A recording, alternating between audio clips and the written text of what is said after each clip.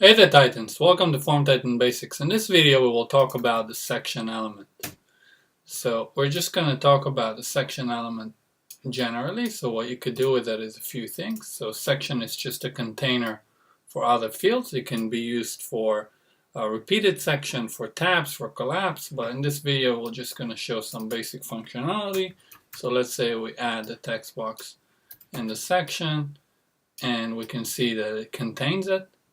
So what we can do now, we can set, for example, if we want to hide this section or everything in it once we change to a different device or so, we can head over to the style and apply the style.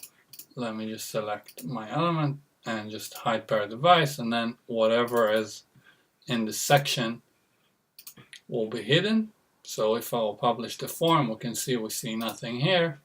Supposed to, if I will drag this out and put it over here and refresh my form, then I can see my text box. And we can set the background as well we can set the background if we head over to the style, and we can set the background as well for the entire for the section.